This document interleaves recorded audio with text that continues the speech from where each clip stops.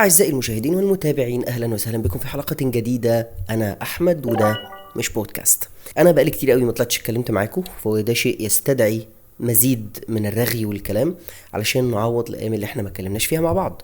والنهاردة هنتكلم في موضوع مهم جدا، يعني أعتقد إن أنت عرفت فحوى اللي احنا هنقوله من الصورة المصغرة بتاعت الفيديو أو عنوان الفيديو، وهو الصراع الأبدي الأزلي اللي بيبدأ معاك من يوم ما تبدأ تتعلم في المجال بتاعنا ده لحد لما يعني تطلع معاش بقى. أنا سينيور ولا جونيور؟ وعلى أساس إيه أنا بقول أنا سينيور ولا جونيور؟ ده السؤال اللي احنا هنجاوب عليه النهاردة، أو ممكن ما نجاوبش، بس احنا هندردش حول هذا التساؤل، وممكن نوصل لحل وممكن ما نوصلش في الصراع ده. طيب مبدئيا هي المشكلة عبارة عن إيه؟ المشكلة بتبقى عبارة عن، ودي انا واجهتها شخصيا سواء انا بنفسي او المحيط اللي حواليا من اصدقائي اللي بيبحثوا عن مصممين، بيبقى هو عايز سينيور ديزاينر. اوكي، فبيلاقي بيدخل مثلا على موقع زي بيهانس او الفيسبوك او ايا كان، ويلاقي حد كاتب في التايتل بتاعه انا فلان الفلاني سينيور جرافيك ديزاينر. حلو، حلو قوي. بعدين يبدأ يتصفح البورتفوليو بتاعه، ويكتشف ان هو مش سينيور ديزاينر بناء على حكم عام كده من طريقة الشغل. ده مش سينيور. ليه بقى؟ وليه اصلا اللي داخل يدور على سينيور قال ده مش سينيور؟ ليه؟ ما ممكن هو ده يبقى سينيور وانت ما تعرفش، صح ولا غلط؟ وبناء على ايه اللي كاتب ان هو سينيور ده قال انا سينيور؟ وبناء على ايه اللي قال لا انت مش سينيور وانا مش محتاجك عندي في الشركة او في الايجنسي قال ان ده مش سينيور؟ بناء على ايه؟ دي قضية في الحقيقة جدلية جدا، وانا بشوف ان فيها قدر كبير قوي من الكوسة كده، يعني اللي هو ايه، في واحد عنده شوية صحاب بيدخلوا يقولوا له انت جامد جدا وايه الشغل الروعة ده وانت فنان قوي ومبدع وبتاع، فيبدأ انا كده حلو على فكرة وتمام، فيبدأ يقول انا سينيور ديزاينر، بس على الحقيقة هو مش سينيور ديزاينر ولا حاجة. ولسه اللقب ده قدامه عليه كتير قوي عشان يبقى سينيور ديزاينر فعلا، يعني فاهم الفكرة؟ اوكي. طيب عايزين بقى نحل الاشكالية دي. نحلها ازاي او نبدأ منين؟ نبدأ من آه خلينا يعني عشان انا بس برضو كاتب في النوتة بتاعت كل مرة. احنا كده طرحنا المشكلة وطرحنا السؤال، وهنبدأ دلوقتي نجاوب عليه. في شوية عوامل كنا على التشانل هنا، على الكوميونتي بتاعت التشانل بتاعتنا، طرحنا سؤال: ايه هي العوامل اللي على اساسها آه انت ممكن تقول ان ده سينيور ديزاينر، او تقول على نفسك سينيور ديزاينر او جونيور ديزاينر، مصمم محترف او مصمم مبتدئ؟ هل هو الوقت وطول الخبرة، عدد السنوات، انا شغال بقالي مثلا 8 سنين في المجال فانا كده سينيور ايا كان ايه مستوايا وايا كان ايه حجم الشغل؟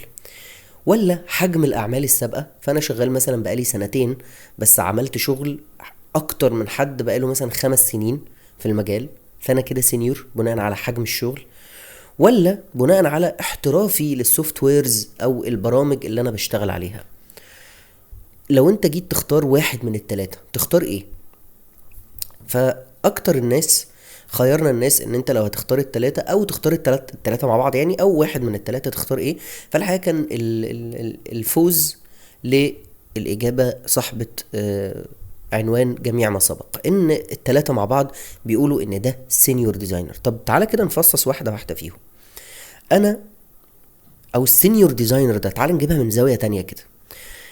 الجونيور مطلوب منه ايه والسينيور مطلوب منه ايه، وبعدين نبدأ ندخل بالاتنين دول جوه التلات نقط اللي قلنا عليهم. الجونيور ده راجل المفترض يكون بقاله على الأقل يعني سنة في المجال. السنة دي لوحدها لا تكفي. يعني ايه؟ يعني انا بقالي سنة بعمل ايه؟ اتعلمت فوتوشوب في اول شهرين وبقيت السنة نايم في البيت، يبقى انا كده جونيور؟ لا، انا لازم يكون عندي ممارسات خلال السنة دي، بعض المشاريع الوهمية او الحقيقية اللي انا اشتغلت عليها، فبيترتب على خبرتي خلال السنة دي ان انا بعرف استخدم الفوتوشوب واساسياته، وكمان بعرف استخدم مثلا لو انا بحتاج الان ديزاين مثلا في شغلي فبعرف الان ديزاين، ولو بحتاج الالستريتور يبقى لازم بكون بعرف استخدم اساسيات الالستريتور واعرف افتحه واشتغل عليه. مش بروفيشنال فيه بس بعرف اتعامل عليه. لو جالي فيكتور اعرف افتح البرنامج واخد منه اللي انا عايزه، اكتب تكست احوله لشيب، الحاجات الاساسية اللي جوه البرنامج دي. اوكي. فبالتالي لو جت شركة طلبت جونيور ديزاينر هتبقى عايزة راجل بيعرف يتعامل مع التمبلتس الجاهزة، يغير التكست فيها، يغير الصورة، يكريت تمبلت هو كده من نفسه كده، تمبلت شكله بسيط وشيك من شيبس بيسك خالص وحاجة كده ظريفة. فبالتالي هيتحط له سالري معين وينزل يشتغل عليه. ده كل المطلوب من الجونيور ديزاينر. مش مطلوب منه ان هو يبقى شخص كرييتيف جدا وبيطلع افكار مترقعة ومطقطقة وفظيعة قوي. ليه؟ لان ده هياخدنا للنقطة التانية، الا وهو في مستوى كده في النص اسمه الميد ويت وبعد كده السينيور ديزاينر. فهنتلاشى الميد ويت ده كانه مش موجود، خلينا ننتقل للسينيور ديزاينر على طول. آه بيبقى مطلوب بقى الحاجات الفظيعه جدا دي من السينيور ديزاينر. السينيور ديزاينر ده راجل بيبقى مطلوب منه ايه بقى؟ بيبقى مطلوب منه ان هو يكون محترف للبرامج اللي بيشتغل عليها، مش مجرد بس كده عارف يفتح الفوتوشوب، لا، عارف يستخدم الفوتوشوب باحترافيه وعارف يميكس ما بين الادوات في ان هو يكري الديزاين. الحاجه الواحده يعرف يعملها باكتر من طريقه جوه البرنامج، وفي نفس الوقت يعرف يطلع كرييتيف ايدياز للكامبينز اللي هو بيشتغل عليها. يعني مثلا يجيله عايزين حمله جديده لشركه، مثلا اي البتنجان مثلا، وعايزين نقول ان الشركه دي بقت عندها خدمه توصيل الطلبات، فيعرف يطلع بافكار كرييتيف للحملة دي، مش مجرد أفكار عادية أي حد يقدر يعملها، لا، يعرف يطور من أفكار كويسة وأفكار حتى لو أفكار تقليدية بس يعرف يفيجوال الأفكار دي بشكل مختلف. وبعدين يبقى عنده قدرة جنب قدرة استخدامه للبرنامج، ألا وهي خبرة عدد السنين اللي اشتغلها بتؤهله انه يعرف يدير تيم. يعني يبقى هو سينيور عنده مثلا 3 تحتيه جونيورز بيعرف يشغلهم، بيعرف يسلمهم تاسكات ويستلم منهم تاسكات، يعرف يستلم هو البريف من الاكونت مانجر مثلا ويسلمه للجونيورز اللي تحتيه وهم بيشتغلوا، او يسلمهم بي اس دي مثلا ويقول لهم احنا محتاجين نعدل فيه 1 2 3 4. عنده قدرة ما على مهارات التواصل الفعال، يعرف يتواصل مع الناس كويس، لانه هيبقى مسؤول عن تيم. والا هو سينيور بناء على ايه؟ ما هو سينيور على نفسه؟ لا، لازم يكون سينيور على جونيورز، مش لوحده كده. تمام. ف وحتى لو هو دلوقتي ما فيش تحتيه حد بيشتغل معاه، بس بيعرف يتواصل مع الناس، مع الكلاينتس اللي هو بيتعامل معاهم. لو هو مثلا راجل فريلانسر بيشتغل لوحده، فبناء عليه يقول على نفسه سينيور، على ان هو عنده مثلا كلاينت واثنين وثلاثة وبيعرف يتعامل مع الكلاينتس دي كلها وبيعرف يدير شغله ويدير وقته وهكذا. فده ممكن يقول على نفسه ان هو سينيور. اوكي. يبقى كده اللي اتحكم في التايتل في الاولى وفي الثانيه مش بس قدرة الاتنين على استخدام البرنامج، لا، مدى احتراف البرنامج اللي انا شغال عليه، وكمان مدى قدرتي على التعامل مع ناس تحتي، ان انا قادر ادير تيم.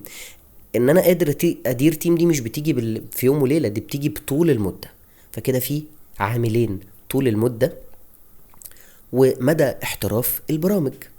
والحاجة التالتة اللي قلنا عليها انه يبقى قادر يطلع افكار كرياتيف، دي بتيجي من حجم الاعمال السابقه.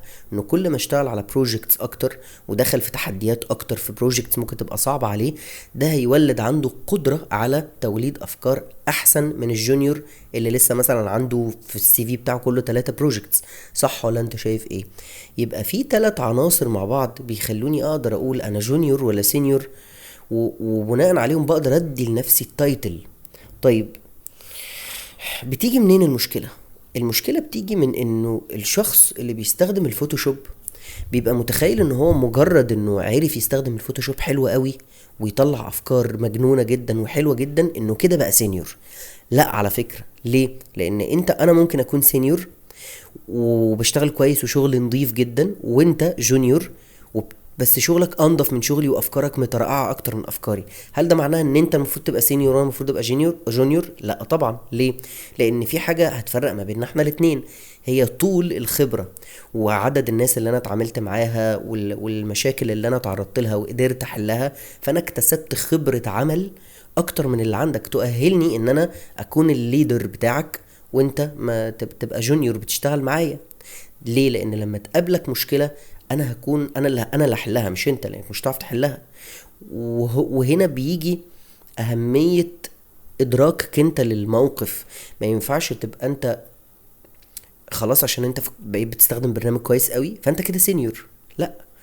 وفي نفس الوقت ممكن يبقى راجل عنده خبرة كويسة ومدة كويسة جدا، بقاله مثلا 5-6 سنين بيشتغل ويشتغل في شركات وبتاع بس شغله مش حلو قوي، يعني هو مش فاهم في الشغل قوي، يعني شغله من الاخر كده وحش. ما تدخل البورتفوليو بتاعه ايه ده، ما لا مش عايز انا المستوى الفظيع ده عندي في الشركة، مش هقدر اشغل المستوى ده عندي في الشركة. فهل ده ينفع برضو نقول عليه سينيور؟ اعتقد في رأيي الشخصي انه لا، لانه لازم برضو السينيور ده يكون راجل عنده الخبرتين مع بعض طول المدة، وخبرة الشطارة والابداع جوه البرنامج نفسه، لازم يجمع ما بين الاتنين دول، ما ينفعش يبقى حاجة واحدة بس. طيب، وطبعا يكون عنده حجم اعمال اكيد. طيب اوكي، كده احنا ممكن شوية قدرنا الصورة توضح بالنسبة لنا مين هو الجونيور ومين هو السينيور. طيب هل التايتلز دي ثابتة في كل الشركات؟ لو جيت تفكر فيها كده هتلاقي انه ممكن يبقى لا. يعني في شركات مثلا شركات كبيرة وضخمة جدا في المجال الابداعي، زي مثلا شركة اروما، وفي شركات تانية كويسة جدا وكل حاجة بس هي اقل من شركة اروما في الحجم. يعني اروما استوديو كبير جدا وفيها كل التخصصات وفيها كل البوزيشنز وبتاع، وفي شركات تانية بيبقى حجم الاعمال فيها اقل، فتلاقي مثلا اصلا التيم كله 5 ديزاينرز، فالخمسة دول في عليهم واحد سينيور. السينيور ده ممكن تلاقيه لو جه قدم مثلا في شركة في زي مثلا اروما، يلاقي نفسه لسه راجل جونيور، او مش جونيور بقى، مش مبتدئ يعني، لا يكون جزء من تيم كبير. مش هيبقى هو الليدر بقى، مش هيبقى هو مش هيلعب دور الليدر في الحتة دي. فاهم ازاي؟ ليه؟ لان هو هيروح جزء من تيم، على الرغم ان هو كان في شركته، مش هنقول بقى سينيور، كان في الشركة اللي هو كان فيها الاول ار دايركتور، يعتبر ار دايركتور ده بيدير تيم كبير او بيدير 4 في تحتيه. لكن لما يروح الشركة التانية هو مش هيبقى سينيور ولا مش هيبقى ار دايركتور ولا حاجة، ده هيبقى واحد في تيم بيشتغل. وده التايتل بقى ال الاخير، او اللي هو ايه اللي بعد السينيور، ان هو يبقى ار دايركتور. طب الار دايركتور ده بيعمل ايه؟ ده بيبقى واحد راجل جامد جدا، شاطر، مبدع، بقاله كتير في السوق، فبيدير مجموعة من السينيورز بيبقى تحتيه بقى ناس سينيور وسينيور وسينيور، كل واحد من التلاتة معاه 2 مثلا جونيور تحتيه، واللي فوقيهم خالص ده هو ده الار دايركتور اللي بيدير السينيورز بيوجه التيم كده من فوق. مش بيشتغل بايده قد ما هو هو المسؤول عن التوجه الابداعي للناس دي. اوكي، طبعا حابب انوه على حاجة بس، كل اللي انا بقوله ده كلام شخصي، رأي شخصي، انا مش بقرا من كتاب ولا انا جايب كلام مثلا من الانترنت او حاجه، بكلمك بخبرتي الشخصيه كده. فممكن تتفق او تختلف معايا في ده، وممكن تشوف ان انا كلامي ده كلام مجرد هبد، فعادي يعني. ممكن تقول في الكومنتس لو انت حابب او عايز تقول حاجه اوضح من اللي انا بقولها دي. فكلامي ده مش فرض يعني، مش اطلاق ان اللي انا بقوله ده هو الصح وبس. لا، انا بقول لك خبرتي، بنقلها لك بخبرتي، زي ما انت شايف احنا بنقعد ندردش مع بعضينا يعني. اوكي. حابب يعني انتقل لنقطة كنت شفت نقطة دي نقطة كنت شفت فيديو على الانستجرام، الاكونت ممكن اسيبه لكم تحت هنا في الديسكريبشن، اكونت حلو قوي. الفيديو كان بيقول ايه، كان بيشرح الفرق ما بين الجونيور والسينيور والار دايركتور والكرييتيف دايركتور. التايتلز بقى كلها بيقول لك ان الجونيور ده راجل داخل الشركة، هو بيعرف يعمل اساسيات التايتل اللي هو داخل عليه او البوزيشن اللي هو داخل عليه. يعني مثلا هو ديزاينر، فبيعرف يستخدم اساسيات البرامج، يعرف يعدل على التكست والصور، يغير الوان بتاع حاجات زي كده. بعدين بعد مدة معينة وحجم أعمال كويسة بيبدأ يترقى للتايتل اللي بعده، هو سينيور، إن هو قادر يولد أفكار إبداعية وقادر يتعامل مع ملفات البي اس دي اللي معاه بشكل محترف جدا. وقادر ان هو يطلع افكار ابداعيه للحمله مثلا اللي هو شغال عليها. بعد كده بننتقل، وبعد ما بيبقى سينيور بيبقى تحتيه جونيورز. هو بيبقى سينيور وبيتعامل مع مثلا 3 4 جونيورز تحتيه. بعد كده بعد مده شغل بقى وخبره معينه وحجم اعمال واتقان للبرامج اللي هو شغال عليها، بينتقل لمرحله الار دايركتور، ان هو بيبقى راجل معاه مثلا 3 سينيورز، كل سينيور فيهم شغال معاه 3 جونيورز مثلا، فهو بيبقى الليدر بقى فوق كل السينيورز دول. بعد كده بعد مدة معينة وطول خبرة معينة بيبدأ ينتقل للمرحلة اللي بعدها ويبقى كرييتيف دايركتور. يبقى هو راجل فوق كده، في تحتيه 3 ار دايركتور، كل واحد من ال3 ار دايركتور معاه 3 سينيورز، كل واحد من السينيورز معاه 3 جونيورز. عارف انت نظام التسويق الشبه كده؟ هو نفس الفكره كده. بس طبعا التايتلز دي والترقي فيها مش بيبقى غير في الشركات اللي حجمها كبير، زي ما انا كنت لسه بقول لك، مثلا يعني طارق نور، اروما، اللي هي الشركات بقى. في شركات كتير قوي، انا اكيد مش حافظ كل الشركات يعني بس في شركات كتير قوي ممكن تدخل تدور عليها، هتلاقي بقى منها على بيهانس، وهتلاقي منها على لينكد ان، وهتلاقي منها على الفيسبوك. وممكن اعمل سيرش صغير كده او ريسيرش صغير واسيب لك لينكات لبعض الشركات اللي انت ممكن تتابع حساباتها عشان تستفيد وتشوف الشركات دي بتقدم مستوى شغل عامل ازاي. وساعات بينزلوا مواضيع كده مكتوبة ممكن او بوستات، يعني ممكن تدخل تتابعها وتشوفها. وساعات بيطلبوا ناس للتوظيف. انا بتطلع لي شركة اروما على طول عايزين جونيور ديزاينرز، عايزين سينيور ديزاينرز، عايزين اسمهم ايه، كونسبت ارتست، عايزين تايتلز كتيرة قوي. وكل الشركات بتعمل كده من حين لاخر، يعني لما بيكون في بقى ايه بيعملوا ريفريش كده للتيم بتاعهم تقريبا. اوكي اعتقد كده لو انت رجعت سمعت الفيديو تاني ممكن تفهم شويه او يعني اللي احنا قلناه. لان انت ممكن دلوقتي حالا تكون متلخبط تقولي طب وبعدين انا اسمي نفسي ايه؟ فانا هلخص لك اللي انا قلته، وارجع اتفرج على الفيديو مره تانية واقعد بقى تناقش فيه انت واصحابك، او تناقش فيه معايا في الكومنتات. لو انت عندك معلومه اصح من اللي انا قلتها او وجهه نظر مختلفه ممكن تقولها لي في الكومنتات ونبقى نتناقش فيها مع بعض من غير خناق، يعني هدي اعصابك. اوكي. فانا هقول لك انت بناء على ايه تقدر تقول انت جونيور ولا سينيور. لازم تحط قدامك 3 عوامل: طول المده اللي انت بتشتغلها، بقالك قد ايه في المجال. ثانيا حجم الاعمال اللي انت اشتغلت عليها، بقالك قد ايه وعملت شغل قد ايه، واشتغلت على كام كامبين، واشتغلت على كام ديزاين، وهكذا. تالت حاجة مدى اتقانك للبرامج اللي انت بتشتغل عليها. انت قد ايه محترف في استخدامك مثلا لبرنامج زي الفوتوشوب، شاطر ولا لو عطلت في حاجة كده بتعطل بسهولة؟ يعني لو في قدامك حاجة بتعطل بسهولة. وعلى فكرة شاطر دي مش معناها ان انت حافظ كل حاجة في البرنامج، لان احنا لحد دلوقتي بعد كل السنين دي ما بنعطل في اي حاجة بندخل نسيرش هاو تو كرييت او هاو تو ميك كذا ان فوتوشوب على اليوتيوب، بتدخل تدور. قدرتك على البحث ده جزء من احترافك للمهنة اللي انت فيها. يعني قدرتك على البحث الجيد ده جزء من قد ايه ان انت بيتقال عليك راجل جونيور سينيور ار دايركتور ان كان. البحث ده جزء لا يتجزأ من الشغلانة. تحط قدامك ال3 عوامل دول وتدي لنفسك نقط كده. والله عدد السنين، انا بقالي مثلا 3 سنين. طيب حجم الاعمال، والله انا اشتغلت مثلا مع 5 6 كلاينتس في السنتين دول، وال5 6 دول انا عملت لي مثلا 30 بروجكت. ده حجم كبير مش قليل، خلي بالك. طيب والله انا في البرامج، لا انا بعرف استخدم الفوتوشوب كويس قوي. وتشوف كده السكيلز بتاعتك، تجيب اول يوم بدأت فيه الشغل لحد اخر يوم خلصت فيه الشغل، وتشوف انت مستواك وصل لحد فين، تقارن انت مستواك وادائك جوه البرنامج وصل لحد فين. والله انا كمان بعرف استخدم الستريتور، والله انا راجل جامد قوي وبعرف استخدم ان ديزاين، انا عن نفسي ما بعرفش استخدمه. وكمان بقى لا، ده انا مش بس كده، ده انا اتقنت المرحله دي وكمان بقيت اقدر اعمل ديزاينز، واقدر كمان اعمل GIF، احرك بقى الديزاينز دي على الفوتوشوب او على برنامج زي افتر افكتس وبتاع. فانا في البرامج لا، انا راجل جامد وبعرف استخدم البرامج واعمل ميكس كده ما بين البرامج كلها وبعضها. يبقى انا كده راجل ممكن يتقال عليا سينيور. وهكذا تقعد بقى انت مع نفسك وتفكر. انا مش هقعد افكر بقى انت بتعمل ايه، بس انت تقعد تقيم نفسك.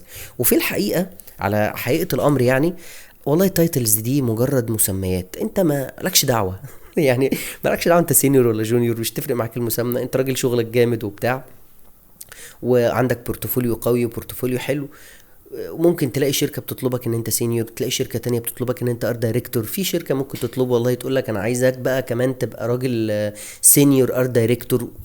بص هتسحل نفسك في التايتلز كتير قوي. انا بس حاولت اتناقش معاك في الموضوع ده بشكل او باخر علشان نحاول نحل المعضله دي مع بعض. في النهايه احب اقول لك ان انت لازم تعمل لايك للفيديو وتعمل كومنت تقول لي فيه ايه رايك في اللي احنا قلناه لو عندك وجهه نظر مختلفه، وكمان تاخد لينك الحلقه كوبي وتعمله شير على الفيسبوك عندك او تبعته لحد من اصحابك يكون مهتم بالكلام اللي احنا قلناه، او حد لسه بادئ ومحتاج يعرف الموضوع ده بيتكلم عن ايه. وطبعا تروح تشوف الحلقات اللي فاتت، وبالذات تروح تشوف الحلقات اللي ليها علاقه بالعمل الحر علشان هتفيدك لو انت لسه بادئ، وتشوف الحلقه بتاعت التصميم حرام ولا لا علشان برضو تبقى واخد بالك انت بتعمل ايه وانت شغال. انا كده خلصت، وحابب اقولك انه انا بحبك عشان انت كملت لحد اخر الفيديو. وانا احمد وده مش بودكاست، واشوفك في الحلقة اللي جاية. سلام.